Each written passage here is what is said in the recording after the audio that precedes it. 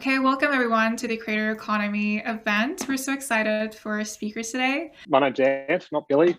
I'm one of the founders of Change of Studios. So what we do is we help develop and grow creators, online content creators. We have a big focus in YouTube, and that we work across all platforms. And we've been lucky enough to partner with YouTube and a bunch of development programs across Australia, New Zealand, Southeast Asia, and up into North America. And what we do is we look at helping creators grow on the content side of things, but also grow the business and leverage side of things. So yeah, we developed the first, and I still think the only, YouTube Creator Accelerator in partnership with YouTube.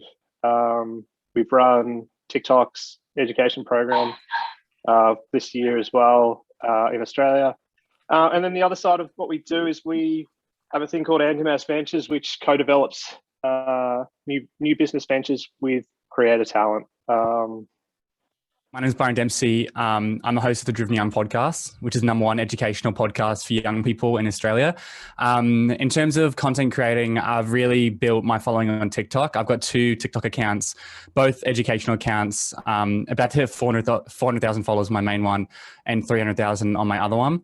And they're all around educational content. So, you know, if you're looking to get in TikTok and you feel like you don't want to just dance or you're not like a creator, there are definitely ways to do it through educational stuff and business. So that's kind of what I do. I do a bunch of other stuff as well, but really in terms of creator, I'm mainly on TikTok. I post on Instagram, but like TikTok's definitely been the biggest platform for me. I've used it as a vehicle to push people to my podcast. So I'd say 95% of my listeners come through TikTok. So it's been an incredible vehicle for me to push people to my main platform, which is podcasting, of course. I'm Pace Randolph. So basically, I'm a musician, songwriter, producer that used the big COVID excuse as a way of resetting. And I started posting stuff on TikTok and became a content creator because there was no other way to build an audience at that time. So I started posting.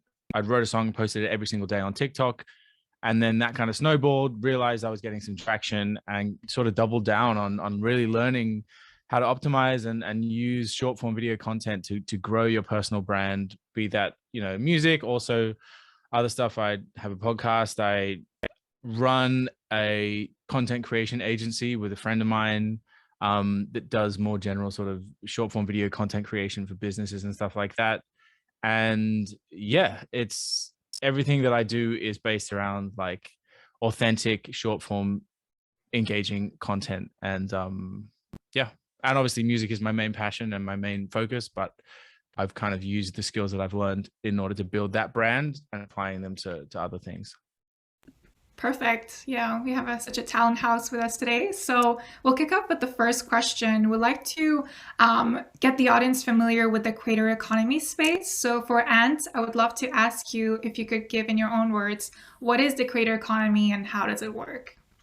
It's interesting. The creator economy as a term is only really, I reckon, relatively new in terms of really picking up pace in current uses. I think last year it really kicked off as a widely used term, but pretty simply, like it basically covers like the business and the monetization ecosystem of independent content creators, online content creators, and the community builders within that space. So currently there's about 50, that sort of captures about 50 million people identify as creators, about 2 million professionally.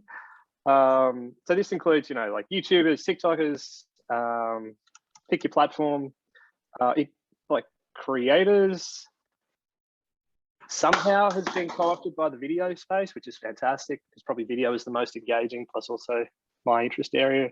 But it, you know, it does cover blogs and text and the like, and photos. So, but this also covers like a big part of this economy is also the tools and services and companies that look to service this creator ecosystem. So the platforms that look to help monetize and leverage these programs. So that's kind of what it is, and how it works is it really comes down to creators at generating content that connects specifically directly to very specific audiences, and it's the leverage around that, right? Like creators financially leveraging that reach, that audience engagement, and that community that basically only they have able to build. Yeah, I think that's the nutshell. For sure. Yeah, thanks for that. I think that's pretty much paints the big overview of the creator economy. And if we were to move for the day-to-day and more kind of like in-person experience, I would love to ask Byron, what is a typical day like being a creator, and what do they exactly do from day to day? Yeah, I mean, every creator is different, but for me, you know, I feel like for me, I guess, I don't know if you call it like a business creator. So I use a content creation strategy and the creation strategy to fund my business. And so I've just created a program called the Intentional Gap Year Program. And I'm pushing people into that program to sign up, and that's generating revenue for me. And a lot of the people are coming from my podcast. I've listened to it for 6-7 months. And so they're super excited to meet me. And so that's been really beneficial. So for me, I'm usually in the office. My content, I have a pretty automated content creation system with a podcast now. I actually don't really do much of it. I do the podcast and I outsource it to my team, and then I just post it. And so in terms of the actual creation thing, for me, it's relatively small, but I do some other videos. But yeah, it's just, you know, emails, editing podcasts, it's connecting. For me, it's probably connecting a lot, like just connecting with as many people as I can, hosting webinars for this new program I'm working on. But yeah, I guess it varies depending on what type of creator you are. Yeah, makes a lot of sense. And for Pace, you kind of summarized your story of like starting out with a challenge of sharing your songs that you wrote during lockdown. Would love to like get to the story and details of how did you get into creative content creation in the first place? So coming from music is all about brand building. And traditionally, there have been ways of building brand in the music industry, playing shows, getting on radio play, stuff like that. When the lockdown happened and all of a sudden the only avenue you had really was your phone. Like everyone's on TikTok. TikTok was blowing up. I saw a Gary Vee video just happened to come across my feed, and he's just like, if you're not on TikTok now and you're in a creative space, if you're a musician, even if you're on a business, if you're not on TikTok now, you're going to regret it in however many years time, 2 years time, whatever. So I was like, all right, well, that's me. So I just saw it. And the really cool thing about TikTok was like, it was a free hit, because a lot of people are apprehensive about starting to post content on social media because all their friends are watching, all their family's watching. They think they're going to be judged. You know, some people might judge you. So that is a big obstacle. And I dealt with that myself to a certain degree. But with TikTok, I didn't have to tell anybody that I was starting a TikTok account. I just started posting, and it was being sent to random people all around the world. And by and large, the only people interacting with it are people who are liking it. Because if they don't like it, they just either don't say anything or they just skip. So it was a free hit in terms of giving me the confidence to start to test and try different video ideas and things like that. And then you start to build up the skill, and with skill comes confidence. And once you start to build your own traction, then I felt a little bit more comfortable bringing that across onto my Instagram and some of my other social pages and be like, hey, this is working. I can do this now. And it gives you a bit more. Yeah, I use the word confidence to start bringing that content creation into your like general life and all the other aspects of your brand. But getting into it, it was just like I literally had no other choice. If I wanted to build a personal brand, I had nowhere else to go. Wow, that's really inspiring. And you grew it up to, like, last time I checked was 140K, but it must be bigger than that. But it's 140.1 now, actually. So the network effect is pretty dope on TikTok. Yeah, it's funny because that's actually how me and Pace met. We met, and then I guess we connected because he was the first person I'd ever met who was in person, who was on TikTok. At the time. This was early this year, like January, like the very beginning of this year. We met through a mutual friend. I was like, oh my God, someone else is on TikTok aside from me. That's doing something outside of, traditional TikTok, which is like dancing and lip syncing and stuff, and actually building their brand. And yeah, it's really cool once you're in the space because you get to meet a lot of awesome people. Exactly. I feel like it starts out as a very lonely thing in the beginning, but then once you put yourself out there, you start to attract people in your own tribe who are like on the same lane. It's a really interesting point because people who have like loads of friends and have a really like successful, I guess, or, you know, who aren't lonely to a degree in their career, they're not desperate enough to have to figure out how to use TikTok to grow their business or their brand, because it's already kind of working for them. Most TikTokers I know started off in their bedroom by themselves, didn't know any other content creators, didn't know anything about the industry, and they just kind of found that kind of like isolation is what makes you desperate enough to need to figure out how to build your brand on TikTok. And then you start connecting with other people who are doing the same thing. I found that content creators tend to be really like grounded, because it takes a lot of work, and even though they might have big followings or something like that, I tend to really connect with people who have put the work in, and because everyone's on the same journey regardless of what your kind of niche is. Yeah, I love that point. Wow, love it. Yeah, it's all about being resourceful. And something that I've noticed in the social media game, there is a lot of trends that's happening that we kind of, as creators, kind of keep an eye on or kind of flow on that boat. But from a big perspective point of view, I would love to ask, and like, what are some of the media startup trends you have seen from like being invested into? Well, there's a lot of money flowing to the creator economy, but a lot of the money is flowing into more like media-based companies, startups, rather than direct to creators yet. I can tell you about that. But a lot of them are around supporting the creator ecosystem and helping creators monetize and help creators become more professionalized. And that's the bet that they're making, which is the bet that everyone should be making, is the creators are, you know, the future media powerhouses, right? Like they already are, but like on a huge scale. So like there's a lot of new plays in like financial services for creators. So like the banks for creators, the financial partner for creators, like Creative Juice. There's a one called Carrot, which is basically credit for creators, because, you know, traditional lending parameters don't really work. If you look at a lot of creators, the way their revenue works, and it's hard for a bank to understand that. Stir's another one like that. Platforms will always be big, right? Like everyone's looking for new platforms to get attention, for creators to then come on there and build audiences and monetize. Like there are, you know, obviously this year, God, it's been a blur of a year, but this year I think was all the, you know, instant audio type plays, like, and then places still like Patreon, Cameo, those types of platforms.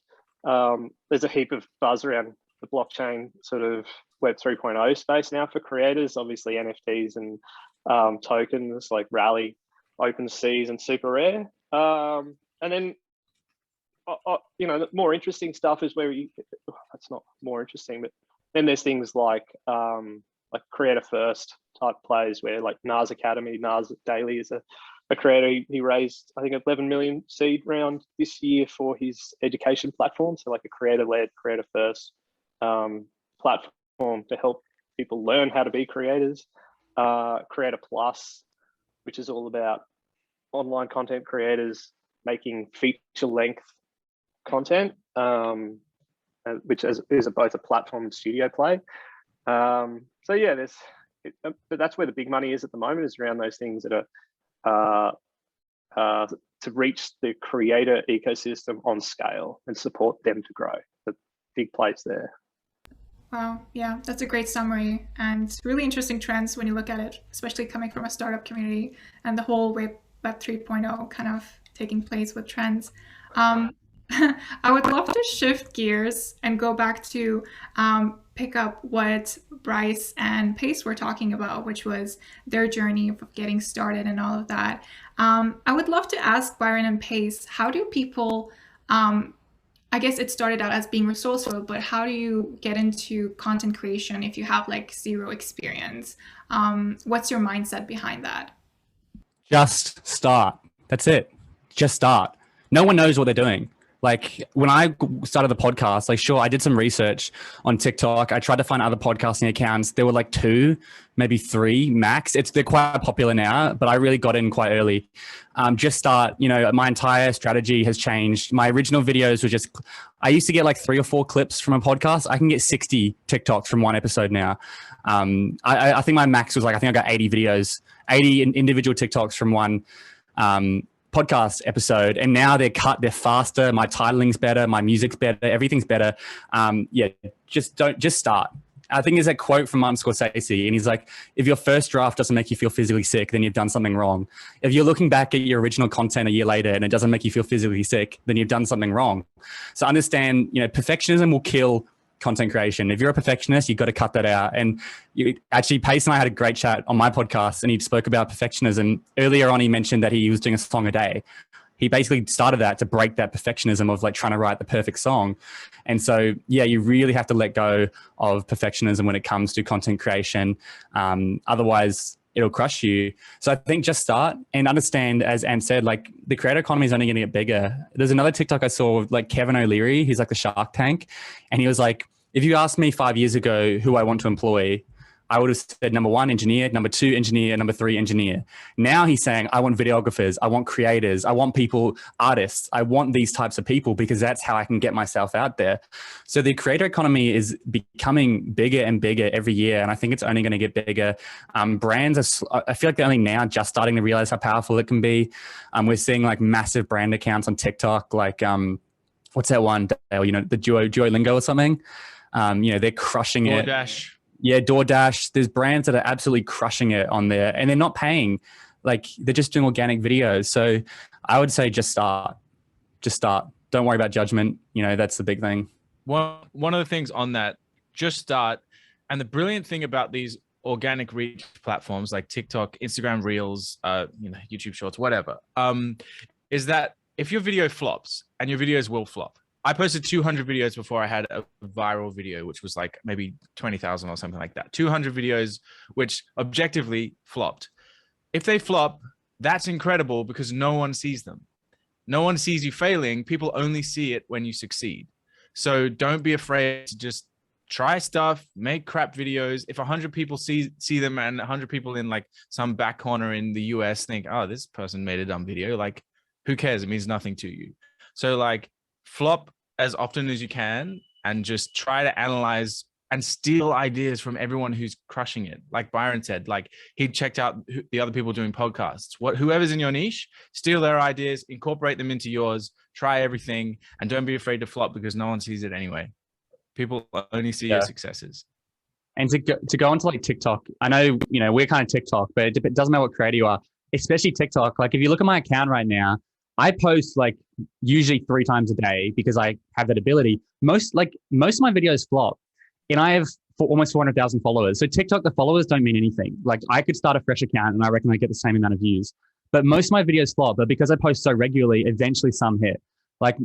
My last 6 videos got a total of 20,000 views. The video before that got 1 million, and then 100,000, and then 1,000, and then 3,000. So don't feel like you've missed out on the wave. You've got followers. Of course, it's easy for you. I don't think that really matters on TikTok. Followers, sure, they're good. They're good for the ego, and they're good when people reach out to you because it looks impressive. Good for brand deals. Yeah, and they're good for brand deals. But for me specifically, they have no impact on how many views I get. Wow, Yeah. amazing. And just to pile in on the point that Sure. Byron and Pace made, we've got a podcast called Creator Generation. We've just wrapped the 100th episode, but we've stopped asking this question with the top 3 bits of advice, because we're talking to some of the biggest creators in the world, 40 plus million subscribers, 20, you name it. Tip number 1 is always just start. So we sort of we thought we were hammering that home a bit too often, but yeah, just start was always that. And I think the other point there that what was really interesting is what you guys are saying is, what skills do you require to get started as a creator? No one's talking technical skills here, right? You guys aren't talking, you need this, you need that, you need to know what the hell you're doing, you need to know how to light and all this other stuff, right? You don't. You do need to just start. And I think probably the next thing you need is a value giving mindset. people get creators or creative people get hung up on that. And we're talking to a more startup savvy group, but that doesn't, that value can be many, many different things. It can be informational, it can be educational, it can be entertainment, it can be like a feeling, it can be humor, like whatever that value is. But you're giving, like, if you're creating something of value to the audience and your audience or who you want to talk to, they're like, you just start with that mindset. They're the two things I'd always suggest as well. Of course, every creator says this, but consistency. You have to be consistent. You have to, people will be like, I know even Pace and I had a friend, we're like, he's going to post 3 videos a day. And then he stopped after a week because it was too much. It's like, do what you can start. If you can only post 1 video a week, then do 1 video a week and then build your way up. As I meant, I can create about 50 to 100 videos a week now because I've got 2 years of doing this. I've got the systems in place. I couldn't do that at the beginning. So just start small, be consistent, build that muscle. I think going viral off the bat is one of the worst things that could happen to you because your expectations go through the roof immediately. And now you've got this expectation to go viral every single time. It's a roller coaster of a journey, especially on TikTok. Like the growth isn't consistent. I go crazy for 1 month, then I dip down to like nothing for another month, and then up and down. And you just got to keep focusing on what Ant said, giving value. I'm curious to know if once you do create value for your audiences and the numbers jump up and down, is there a chance or opportunity for making an income for users? Maybe we could explore that aspect of content creation. Yeah, I'll jump in for like a little one because I think Ant's probably a long shot more experience than us two at it. But for me, definitely it was a bit of a grind at first. I think TikTok, YouTube, whatever it is, cannot be your only thing. It has to be a vehicle to something else. Otherwise, I can't see lasting too long unless you're like a massive YouTuber. And so, as I mentioned, TikTok for me is to the podcast, and I deliver long value on the podcast. So I've got sponsors for the podcast now, which has brought in revenue. But really, I've been building the audience for 2 years because I wanted to, start speaking. So I just speak at schools now, and I work with a company called Empower You, and I push people from my podcast, my listeners, to empower you when they make money, as well as my new program I mentioned earlier on, the Gap Year program, which has been, I'm making a decent amount of money, revenue coming in from that as well, from either organic and paid TikTok ads, as well as podcast stuff. So that's kind of how I've monetized it. Yeah, I'll jump in before Ant goes because, again, to echo Byron's point, we know less about this and because ours are so specific to our individual stories. Like for me, music is a different beast because the way that you generate revenue through music, at least at the moment, like it's a slow play. You basically want to build your streaming numbers, build your audience but the cool thing is it builds very slowly, but if people are listening to your songs for the rest of their life, then they're going to be paying your bills for the next 50 years. So for me, it's all about directing traffic through organic reach apps like TikTok or Instagram, through onto my Spotify, onto my Apple Music. And then the bigger your platform, the bigger your shows can be. And it's just like, it's a slightly different conversation. So it's not super applicable to everyone else's situation. Perfect. And with Ant, do you see the same trend with, let's say, a YouTube creator, with the income flow and stuff? Like, happy to know your thoughts. Yeah, I mean, how long have we got? This is like, I can have this conversation for the rest of the day. Like, this is super interesting, super exciting because like there are a myriad of ways for creators and all platforms to monetize. Like some are like TikTok's a bit trickier to directly monetize, right? Like YouTube has like AdSense, like share, where the creator gets a share of the advertisement on YouTube platform. And then, brand deals, like brand sponsorships, creating like content specifically for brands, building your own courses and stuff like that. Like that's super smart for creators and like building stuff of your own. But sort of flipping out of that for a bit, there's like certain platforms have memberships, and if they don't, there's things like Patreon where people can pay for exclusive access or additional content or just things like that. Then we start getting to like licensing the content and the IP, events, live events, which has been tricky the last couple of years, and like product development, right? Like own products, merchandise, and things like that. And as they become of greater value to the creator and more owned by the creator, they're obviously more complex, right? Like AdSense, if you just have to be on YouTube with enough reach and viewership to turn it on, and obviously the return is low comparatively. And then when you start building your own bespoke products, like a direct-to-consumer product or something is very specific to your audience, obviously the value you can create there is much higher, but it's much more complex. And along that sort of spectrum becomes like less control, less influence, less return for the creator. And as you get more involved and more complex, more control and more return for the creator. So at the moment, predominantly the creator monetization, like still like the lion's share is going to a third party. The creator's building all that value. Like the other comes with connection to the audience. But like if a brand pays a creator 50 grand, they're getting, you know, exponential, well, probably not exponential, but a ton more value out of that in terms of the conversion than that creator is. So long term, like, you know, where things are leading to is what you know, what Byron, what you're building there with the, you know, that program, that course, where like the creator is building an asset of their own that they can control, but it also can become a long-term brand of its own that transcends that creator's uploading, transcends that content. There's resilient to changes in platforms, resilient to like, Byron, what if you don't want to do the podcast anymore, right? Like if you just can't, you got no more, like building something of long-term value. And that's where a lot of interesting things are happening in the creator space.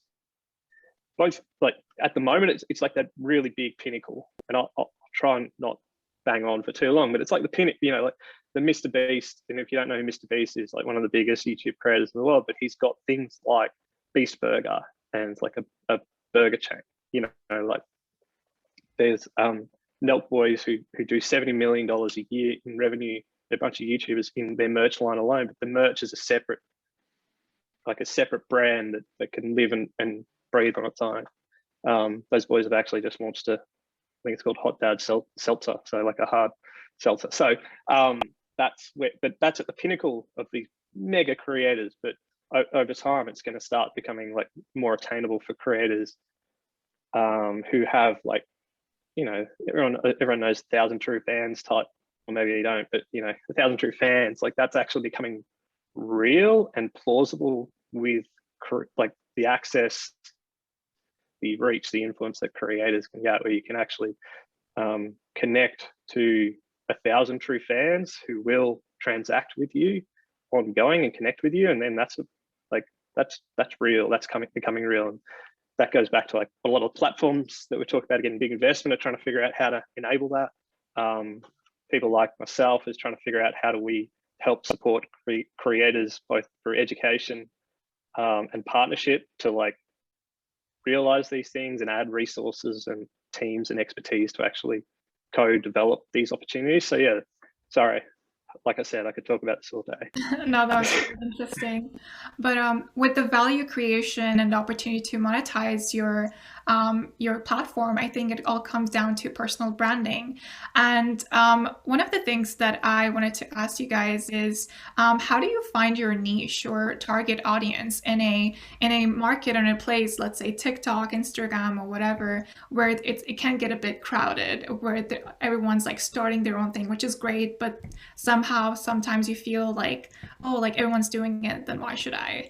What's the mindset behind like finding your own audience or niche, and how do you differentiate yourself? Happy to know your thoughts on that hesitation. Yeah, it's you go, Dale. I have an answer that I've thought about so many times because it's been applicable for me.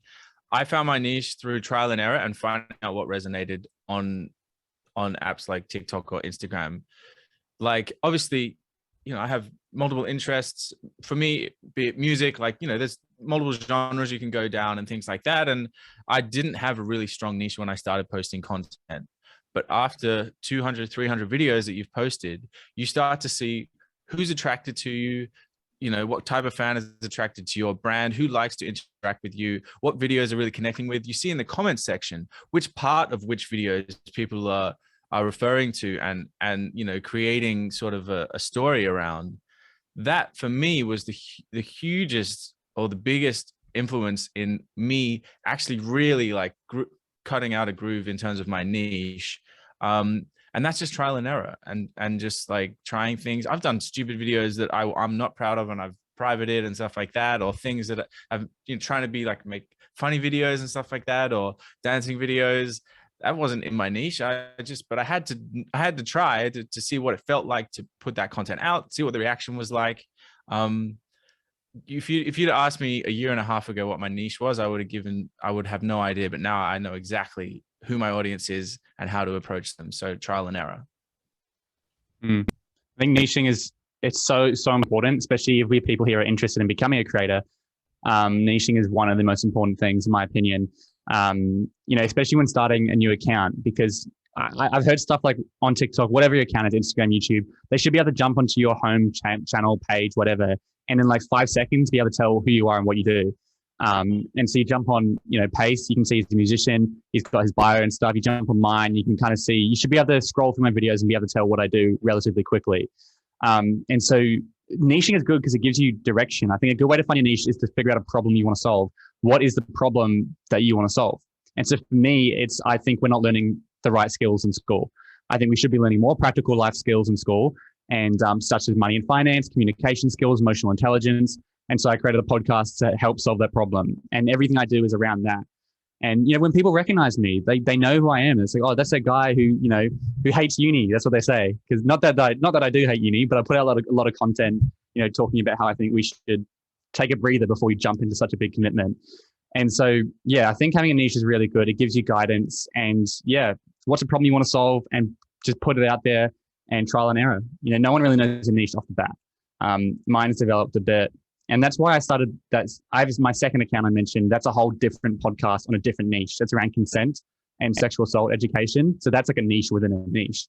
So I'm a big fan of niching. But you launched that second one because of the way that it connected. Yes. So it was a reaction. Yes. And then that launched another niche for you. It was like, I didn't plan it. So my other podcast is based on consent and sexual assault education. And I had Brent, who's the main guy on it, Brent Sanders. He came on the Driven Young podcast, my main podcast. And then we got millions and millions of views across the platform. And I had so many people reach out. We went, you know what, there's something here. Let's start a separate podcast. And we did like an 8-part series. So you're right. Trial and error. I wouldn't have jumped straight into that without testing the waters first. You've got to have a very MVP mindset, which is minimum viable product. What's a minimum viable product you can start putting out every week on TikTok or Instagram Reels or YouTube or whatever it is? I think it obviously helps if you're interested in whatever it is you're going to make content about. If you're not interested and you're not passionate about it, particularly now, and that, I think forever, but that's like find that thing that you actually are interested in. You don't have to be the world's best expert in it, like to create content around a particular thing, but you kind of probably should really be interested in it for like 2 reasons. One is you're going to probably be creating this content for a long time if you want to be if you want to build traction and build leverage for this, and 2, it's going to shine through on your content and your programming, and like you're more likely to succeed. And I think just to allay anyone fears, you don't have to know what that specific niche within that area is. Like, you might love mountain biking, right? But you might not be good enough to teach people to mountain biking. You're not going to do like rad jumping off cliffs and stuff, or whatever it is. You can find your area within your topic areas. You don't have to know specifically what you're going to do, but and you can try stuff and you can fail. I think we sort of put that one to bed, but I think try and like what you do. So what you're saying just then, like the mountain biking thing, right? I think I honestly believe you can build a following on any niche you want. If you're creative enough. I'll give you an example. My friend Luke, or Pace and I both know Luke, he's got a large following online. He's a travel influencer, so he travels. So how do you create travel content when you're in lockdown? I think a lot of people would go, that's it, I can't create content. He was in 2 weeks of quarantine. Literally all he did was he just sat with his, he was all messy, no haircut, and he just sat and he would do like top 5 places to visit in India. And he would just have them pop up on the screen to the beat of the music. And he'd make these in 20 minutes, and he was pumping them out. He grew a huge, I think he got 200,000 followers in a pretty short amount of time, just by doing travel stuff, like my favorite place, my favorite food to eat in this country, the funniest thing that's happened to me here. And so I think if you're creative enough, you can do stuff like that. Like the mountain biking example, you could already, here's how to change a brake in less than 30 seconds. Here's how to, if your shocks are feeling oily, here's how you can do a quick thing. If your seat, here's how you can change the seat, like little quick DIY stuff. If you're passionate about what, as Ant said, if you're passionate about it and you're hungry enough, you can create a following doing honestly any niche you like. Reaction videos to awesome mountain bike clips. Yeah, React. Great example. And that's in like 3 minutes of brainstorming. So imagine if we did like a 20-minute brainstorming session, reaction videos, duets, all this different stuff. You start to go, you know what? I don't have to be an expert in mountain biking, but I'm passionate about it. I can find a way to start creating content around this topic. I would love to go through the fears of people that hold me. I think we kind of addressed it in the beginning, but some of the things that you kind of put out and it would be under your name, and there is like a fear of cancel culture or people like judging you, or if you say the wrong term, people come after you and stuff. Maybe I would love to start with Byron, because you speak about such important topics like consent, sexual assault, and all that stuff, which is important, but people don't dare as much to put themselves out there. I mean, I would love to know your thoughts behind that, and maybe Pace and Ant, if you could also maybe talk about the fears of judgment and saying the wrong thing in public and getting your brand name out there. I mean, like I feel like I can talk on this quite a bit because I've received, yeah, you're right. I talk about a lot of different stuff and I've received a lot of hate and like stuff over the time. Don't even bother asking Pace this question. I swear to God, he gets only good comments. He gets no hate at all. Everyone loves him. But me, on the other hand, I've definitely received quite a bit of hate. And like the first time it happened, it was like, I guess I struggled to comprehend that people would like hate you as a person just by content you put out or like one little thing. I think it's also difficult for me because I post clips of the podcast, which means often it's out of context. And so they don't have the context beforehand. That's probably the biggest downside of my strategy. But I'll give you an example, like the consent stuff. Oh my God, my comments are just mayhem and on those videos, like just, like the worst stuff you can imagine. Like I had one video, actually my biggest video to date, which was 22 million views. And it went massively viral, and it was during our episode that was on age of consent. We want to cover everything around consent and age of consent. In New South Wales, the age of consent is 16. We went through all the rules, people and power and stuff. And then I asked a question to Brent. I said, what if someone faked their age? And so he used a hypothetical scenario to show, well, if someone, let's say a young girl got her older sister's ID, she went into a pub, blah, blah, blah. And we ran through that story and it got 22 million views. And I had for like 3 months, I had like 4 or 5 duets every single day of this video. And people were like calling us like rapists and pedophiles because we talked about the scenario. And it got to a point where I actually put out like an apology video to clarify, and that got really well received. But yeah, I think I could either choose to focus on the negative, but I haven't told you about the positive stuff as well. I got messages from people saying all this incredible stuff. I can't really share most of it because it's private, but like I had people opening up, asking all this stuff, saying, I finally feel safe to talk about this. Thank you so much. It's so great to see 2 men talking about this issue. So I think focus on the positive. Understand that, especially on platforms where you're doing short form content, people don't know who you are and they're judging you based off a 20-second clip. And the other thing I would say is, you just get used to it. Honestly, over time, you build up a mental resilience. Like it doesn't really bother me at all now. I think I've recently hit the stage where I just don't care. Obviously, if there's a video that I post and people are leaving reasonable comments, like, oh, you should change this, or like advice, I'll take that advice on. But if they're just leaving like hate comments or whatever, just, you do build up a mental toughness to that. And that's why, as Pace and I mentioned, going viral, if you just start off, is bad, man. Your mental health will suffer, like, because you're going to get hit with all this hate out of nowhere. Whereas if you slowly build up, you kind of get used to that sort of stuff. You get used to the feeling, to the point where when I had that huge video hit, I had a bit of resilience left. But yeah, I think that's probably my immediate advice to it. Just don't worry. Just don't let that get into your head. We have a lot of friends who are scared of that. Most young people are terrified of that. You just got to get pushed through it. And if your message is good and you're being true and you're being genuine, then you know who you are, and don't worry about what other people say.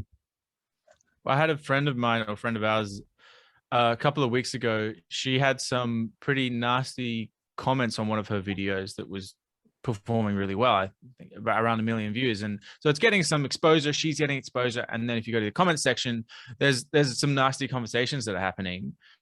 And what I was talking to her about how we could approach it, and what we ended up doing is just blocking the people who had started those conversations.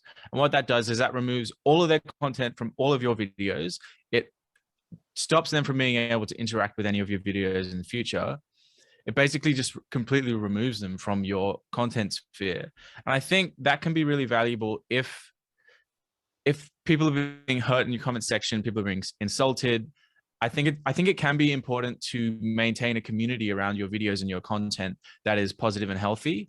So that's definitely something. I don't think you should feel pressured to have to give space to people who are being nasty or hurtful in your content, because that you know to a degree you're trying to create a space that's comfortable for your followers. So like I don't think that should be something that is frowned upon. I actually think that's a phenomenal point, and something I've noticed on TikTok.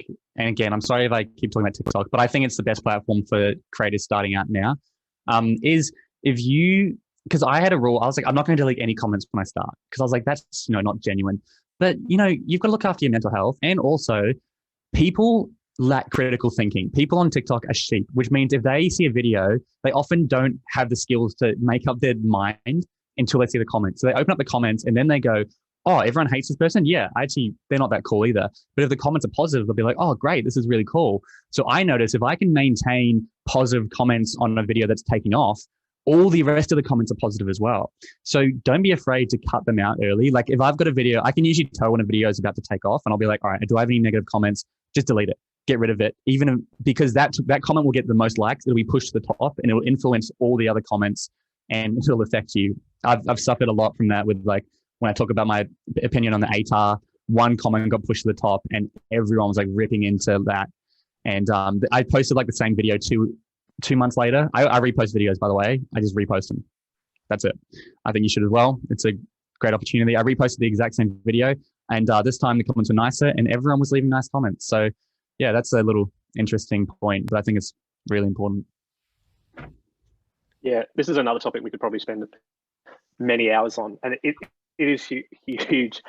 I mean, I'm not probably going to add too much more to the pie than what the boys have baked on this one, but like if you are creating content and releasing it online publicly, it's going to be judged. So know that.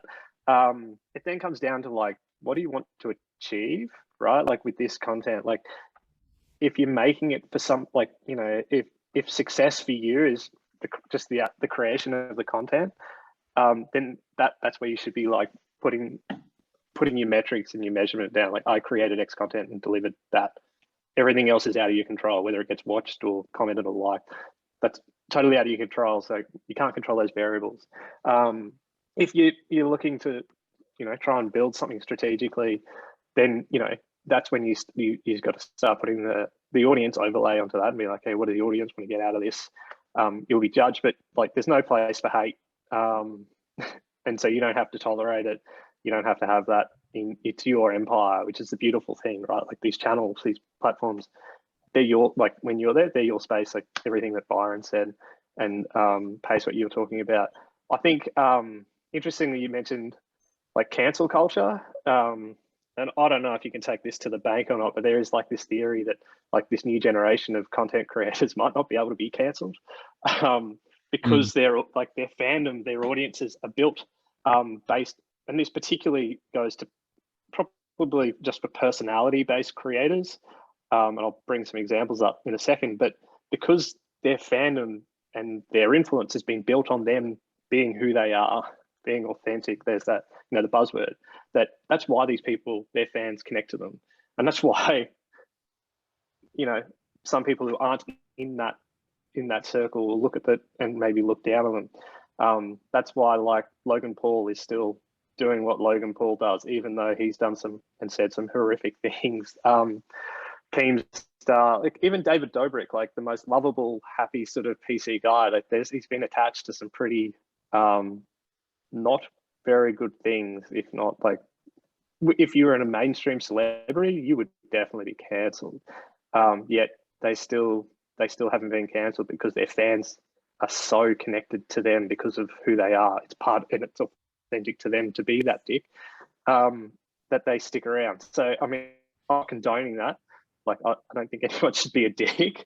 Don't promote hate or intolerance. But yeah, it's an interesting theory to see and watch this space, whether you can't get cancelled. Byron, it'll Pace if you guys want to try and be a test case. Well, the interesting thing is you can't really be cancelled if you make one mistake and you have 2,000 videos online and there's one part of one video that you said the wrong thing.